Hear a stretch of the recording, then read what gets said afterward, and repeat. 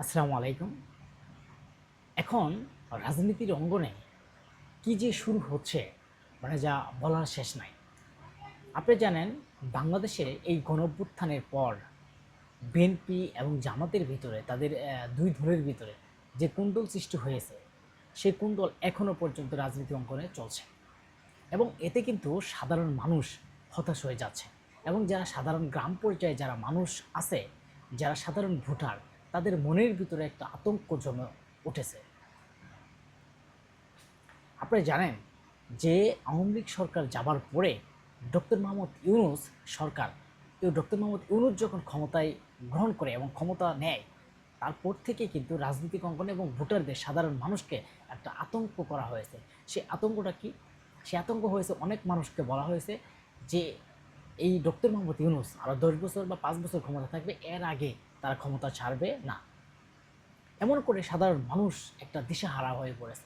কিন্তু সেই নির্বাচনের যখন ঘোষণা হয়, সেই নির্বাচনের কথা যখন বাংলাদেশের ডক্টর মোহাম্মদ ইউনূস যখন প্রকাশ করে যে ফেব্রুয়ারির প্রথমে নির্বাচন হবে, যখন নির্বাচন কমিশনার বলেছে যে ফেব্রুয়ারি নির্বাচন হবে, তখন সেই নির্বাচনে মানুষের মনের ভিতরে একটা নির্বাচনী আমেজ চলে আসছে যে হয়তো এখন বাংলাদেশে একটা সুষ্ঠু সুন্দর একটা 17 বছরের অবসান, একটা সুষ্ঠু নির্বাচন হতে যাচ্ছে।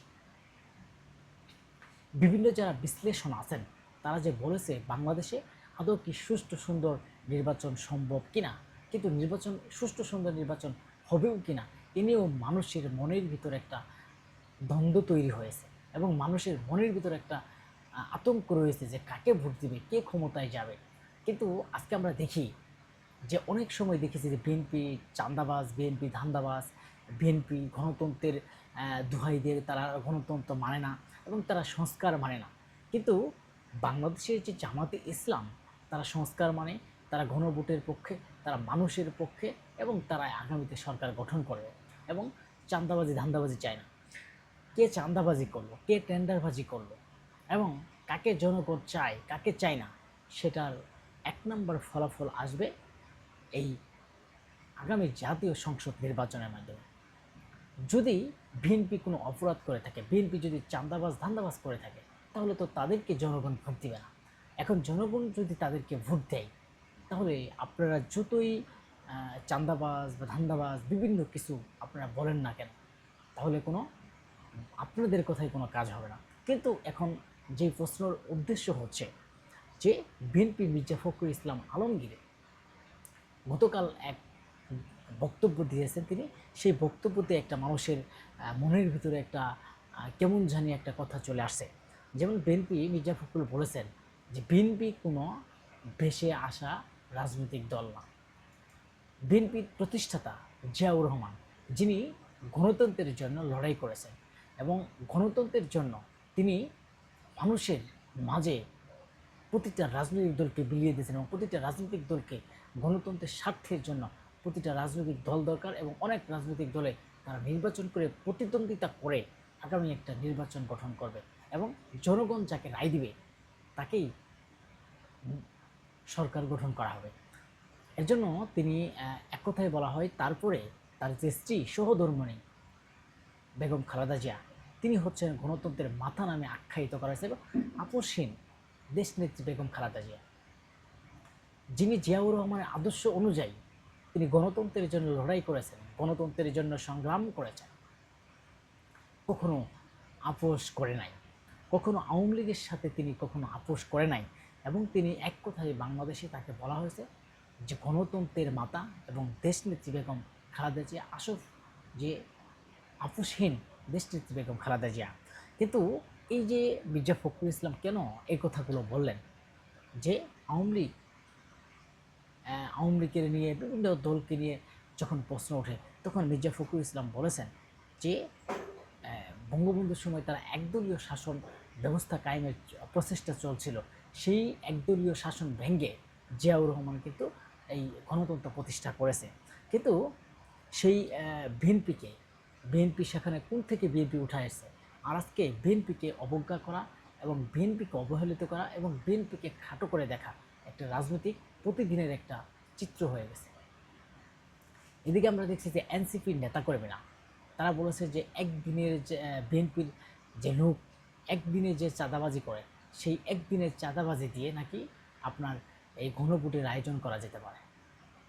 আপনি দেখেন এই যে রাজনৈতিক অঙ্গনে একটা একজনকে হেয়পূর্ণ প্রতিপূর্ণ করা এবং যেই চাপ সৃষ্টি করা এবং বিশেষ করে আপনার এই জামাত ইসলামের গণভোট নিয়ে তাদের জোটের বা ৮টা সমমনীয় দলের যে একটা আহ, সামনে যে আন্দোলন করা সংগ্রাম করার একটা প্রতিশ্রুতি দিয়েছেন এবং ডক্টর মোহাম্মদ ইউনূসকে তিনি একটা স্মারকলিপি দিয়েছেন যমুনাতে গিয়ে।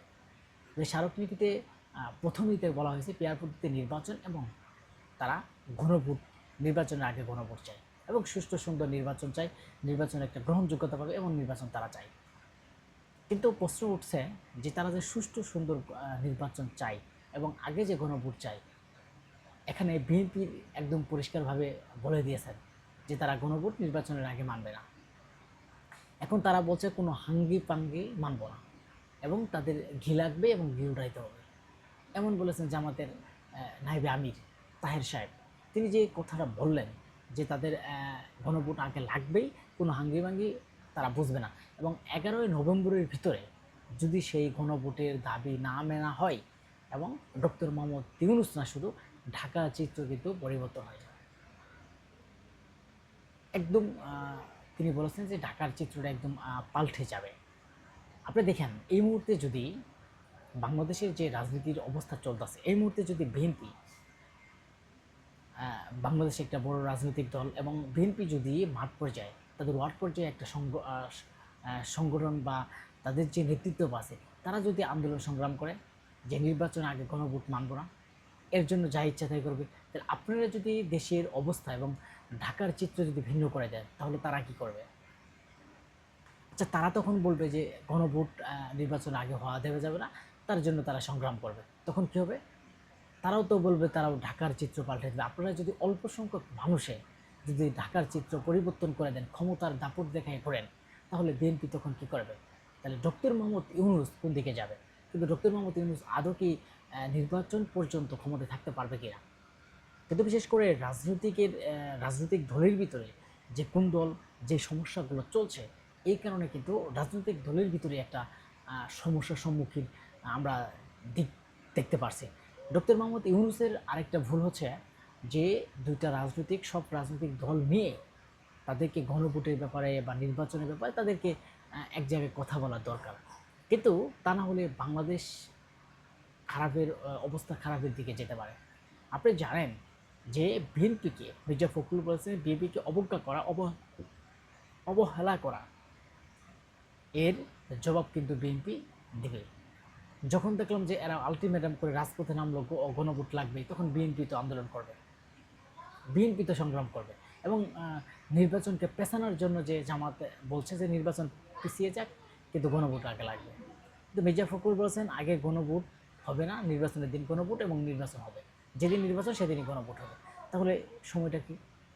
যে এনসিপি যারা নেতৃত্ব দিয়েছে তারাই গণভোটের জন্য বলে না, দাবি দেওয়া করতেছেন যে আগেই গণভোট হতে হবে, কিন্তু গণভোট কোনো ইস্যু না। কিন্তু গণভোটের যে আইন আছে, জুলাই সনদের যে আইন আছে, কিছু কিছু আইন যুক্ত করা হয়, সেই আইন এখনও পর্যন্ত হয় নাই। তা না হলে আইন এখনও করা হয় না, যে কারণে এনসিপিরা স্বাক্ষর করে নাই, আর তারা আছে গণভোট নিয়ে। কিন্তু এখানেই মির্জা ফখরুল বলেছেন যে বিএনপি কোনো বেশি আসা ধর্ম, সেটা জিয়াউর রহমান প্রতিষ্ঠিত করেছে, যেখানে জামাত নাকি বাংলাদেশ, এই স্বাধীন বাংলাদেশ চায় নাই, সেখানে জিয়াউর রহমানের নেতৃত্ব পেয়ে এবং জিয়াউর রহমানের নেতৃত্ব পেয়ে বাংলাদেশ স্বাধীনের যে একটা সার্বভৌমত্ব মানুষ পেয়েছে এবং স্বাধীন বাংলাদেশ পেয়েছে। কিন্তু তার অবদান এই দলটা অনেক দিন ত্যাগ স্বীকার করে এই পর্যন্ত এসেছে, কিন্তু এটা কোনো ভেসে আসা কোনো রাজনৈতিক দল নয়।